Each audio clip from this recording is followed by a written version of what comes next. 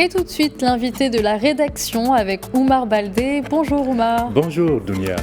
Alors, de quoi allez-vous nous parler ce matin avec votre invité ? Alors, nous allons parler du secteur de la santé parce que le gouvernement mène actuellement, a repris un nouveau round de dialogue social avec les syndicats du secteur de la santé. Beaucoup de points sont en discussion. On va voir ça avec notre invité. Vous allez suivre avec nous ? Bien sûr, avec grand plaisir. C'est parti, c'est tout de suite. On y va.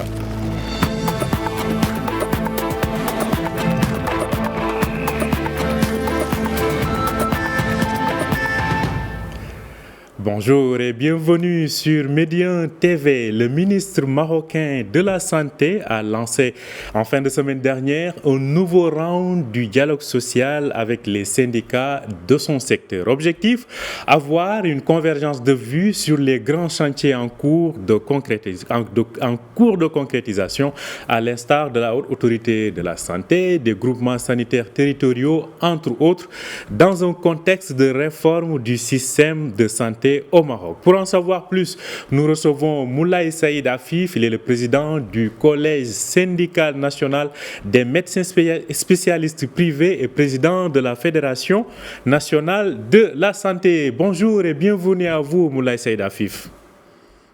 Bonjour M. Baldi et merci pour l'invitation. Merci à vous de l'avoir accepté. Alors, vous étiez parmi, en tout cas, votre syndicat faisait partie de ceux qui étaient reçus par le ministre de la Santé en fin de semaine dernière. Alors, pas mal de sujets sont en discussion. Est-ce que vous pouvez nous en évoquer ? Et il faut savoir qu'actuellement, au niveau de notre pays, le Royaume du Maroc, Sa Majesté le Roi, que Dieu l'assiste, a lancé non pas une réforme de la santé, mais une refonte du système de santé avec la loi 06-22. Et cette loi, il y a plusieurs aspects dans cette loi. Il y a l'aspect des ressources humaines qui est très important. Il y a aussi, comme vous l'avez évoqué dans votre introduction, une instance qui est la Haute Autorité de la Santé. Il y a l'agence du médicament, il y a l'agence du sang. Donc, et puis, bien sûr, au niveau de cette valorisation des ressources humaines, bien sûr, il y a la fonction de la santé parce que pour pouvoir retenir nos médecins et l'ensemble du personnel de la santé, il faut les valoriser sur le plan matériel et aussi la reconnaissance morale. Pourquoi ? Parce que nous considérons que les médecins sont des auxiliaires de l'État, même s'ils sont dans le privé et ils assurent une mission de service public. Donc, pour pouvoir réussir, comme ce qu'on a réussi, et on est très content au niveau du Maroc, mais au niveau de l'Afrique, au niveau de l'ensemble des pays arabes et musulmans, notre équipe nationale a pu se hisser à la demi-finale et on est quatrième parmi les pays du football grâce à l'entraîneur, grâce à toute une équipe, grâce à toute une cohésion. Et donc, nous pouvons réussir que s'il y a cette concertation que le ministre de la Santé et de la Protection sociale a lancée, parce que nous ne pouvons réussir que si nous sommes ensemble. Décidément, le succès des Lions de l'Atlas inspire dans tous les domaines. Alors, cela dit, comme on le disait, il y a plusieurs points, vous nous en avez évoqué, on va y aller point par point. Mais commençons d'abord par un point qui est important, c'est la carte sanitaire régionale. De quoi s'agit-il aujourd'hui ? Est-ce qu'on va avoir chaque région avec sa carte sanitaire ? Il n'y aura pas de carte sanitaire nationale. Expliquez-nous de quoi est-ce qu'il s'agit. Comme vous le savez, l'ensemble de notre pays va dans la régionalisation avancée, de Tanger à Al-Gouira. Et donc, il faut qu'il y ait une adaptation des besoins de santé de chaque région qui diffère région. C'est-à-dire il y a les soins de santé primaire, ce qui est basique, qui est commun à toutes les régions, mais il y a certaines spécificités et il faudra répondre ses spécificités parce qu'au jour d'aujourd'hui, nous n'avons qu'une carte sanitaire pour le public. Maintenant, il faut intégrer l'ensemble des secteurs et ça, nous l'avons fait sur le terrain avec la Covid parce qu'il y avait une concertation entre l'ensemble, que ce soit le secteur public, le secteur privé, le secteur universitaire, le secteur militaire. Et vous avez vu que nous avons réussi à relever ce défi parce que nous sommes, les Marocains, un peuple de défis. Nous l'avons montré avec la marche verte et comme vous le dites, nous l'avons montré aussi avec notre équipe nationale. Donc, il faut qu'il y ait une carte sanitaire territoriale régionale et il faut qu'il y ait aussi un partenariat public-privé sur le terrain. Et si on prend un exemple, si par exemple à Ouarzazate, il y a une IRM et un scanner dans le privé, eh ben, nous allons faire marcher cet IRM et scanner. Et la même chose si c'est dans le public, c'est-à-dire la mise en commun de ce qui existe, c'est ça, et une optimisation des ressources, qu'ils soient ressources humaines ou ressources matérielles. Et vous l'avez vu aussi qu'il y avait lancement d'une enveloppe de 1500 milliards pour la mise à niveau des différents CHU et avec la construction du nouveau CHU à Rabat. Alors, il y a d'autres points, mais on va essayer de synthétiser. On pourra après voir les détails des autres points que j'évoquais tout à l'heure. Aujourd'hui, sur quoi est-ce qu'il y a consensus et sur quoi est-ce qu'il y a encore à se mettre d'accord? Le consensus, c'est qu'il faut qu'il y ait cette refonte. Et donc, la loi 06-22 est venue, Sa Majesté, donc, qui a été adoptée, et elle est là.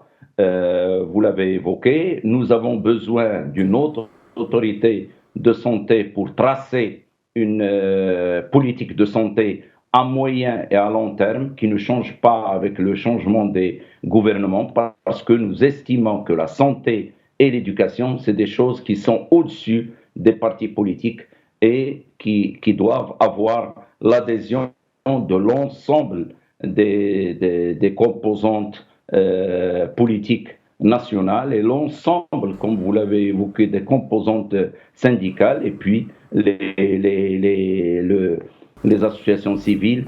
Et il faut la santé à un coût, mais elle n'a pas de prix parce qu'on a vu qu'avec la Covid, quand la santé s'est arrêtée, beaucoup de choses se sont arrêtées. Alors, cela dit, vous évoquiez tout à l'heure cette carte sanitaire régionale. Est-ce que cela ne risque pas de créer des disparités ou d'accentuer les disparités? On sait que d'une part, ça permettra de mettre à niveau des régions qui sont peut-être un peu distancées aujourd'hui, mais est-ce qu'à terme, cela ne risque pas de créer des déséquilibres au niveau régional ou d'accentuer même les déséquilibres qui existent déjà?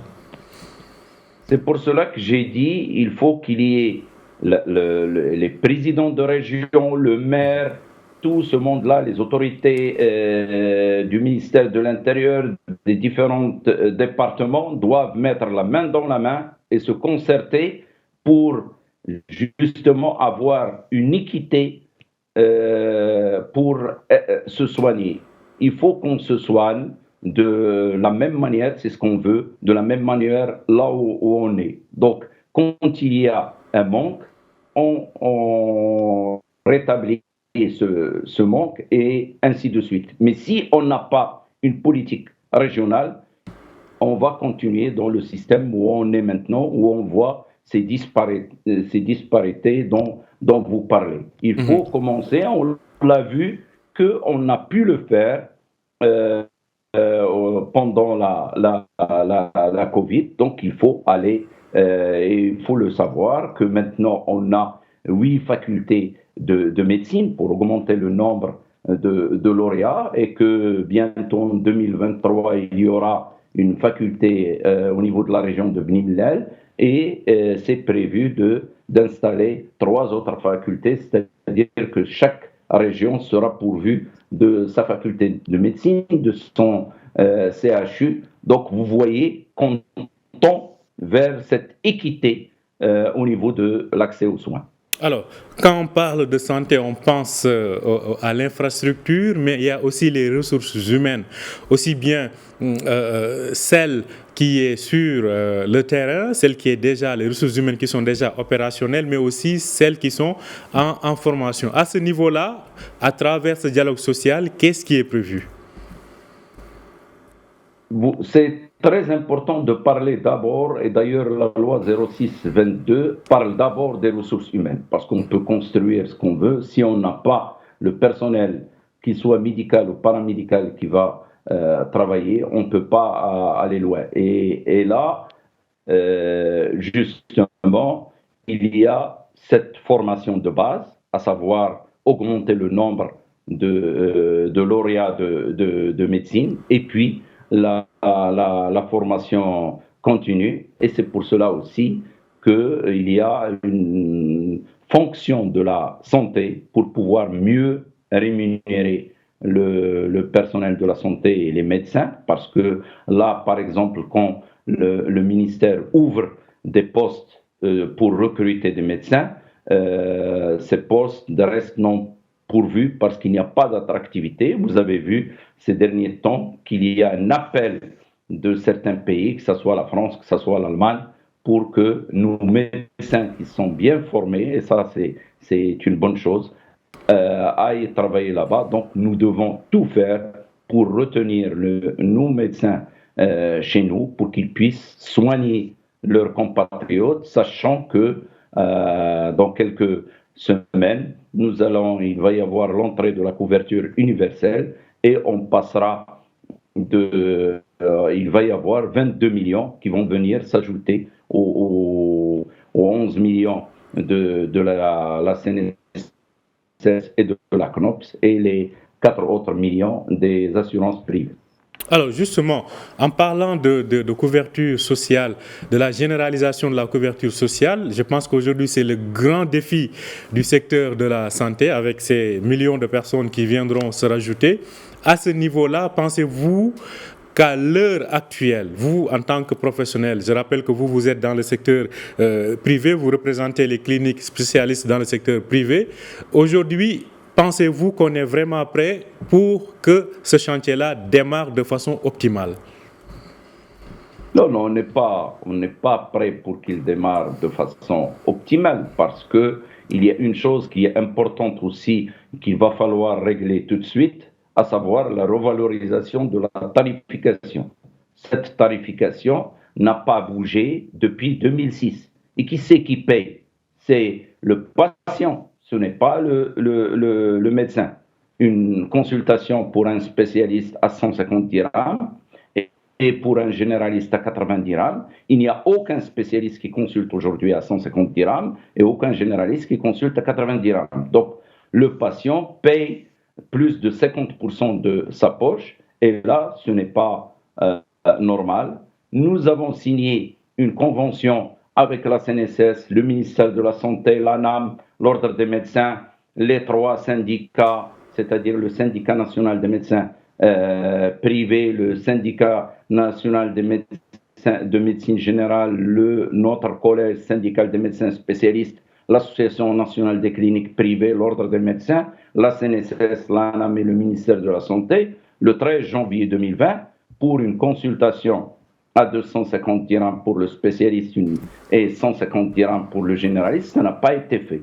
Donc, il faut que le reste à charge pour le patient soit le plus bas possible pour que ce patient puisse se faire soigner et pour privilégier aussi le côté préventif parce qu'il faut savoir qu'actuellement sur les 11 millions de gens qui sont dans l'AMO, 3% de cette population consomme 50% du budget de l'AMO. Ces 3%, c'est les cancers avec 28%, c'est l'hypertension artérielle, c'est le diabète, c'est les maladies rénales. Donc il faut qu'on axe notre politique de santé sur la prévention. Et la prévention commence par la consultation. Il faut que le reste à charge pour le patient soit le plus bas possible et soit acceptable pour que ce patient puisse se faire soigner.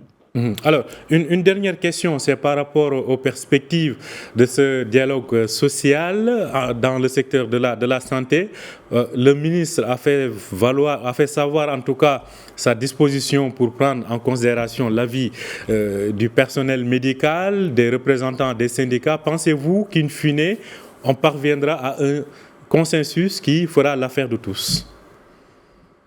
Bien sûr, il faut qu'on arrive parce que c'est pas à nous, en tant que syndicat, quel que soit notre bord, que ce soit privé ou public ou universitaire, mais l'objectif, c'est la santé du citoyen. Et quand il y a cet objectif, bien sûr, qu'on arrivera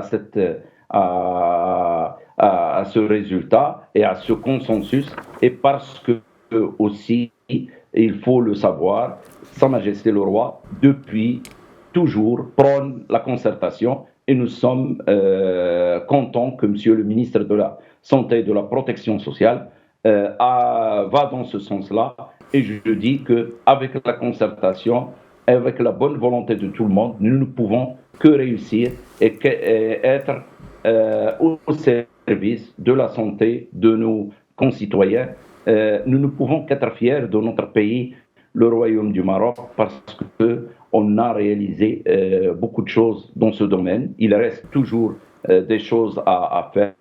Eh bien, faisons la route ensemble, la main dans la main, et disons que notre objectif, c'est la santé de nos citoyens. Merci à vous, Moulay Saïd Afif. Je rappelle que vous êtes le président du Collège syndical national des médecins spécialistes privés et président de la Fédération nationale de la santé. Vous nous parlez donc sur ce dialogue social en cours actuellement dans le secteur de la santé. Merci d'avoir accepté notre invitation. Merci. Merci à vous aussi de nous avoir suivis. Je rappelle que vous pouvez retrouver cet entretien sur notre site www.medianews.com. Bonne journée et bonne suite de programme sur Média TV.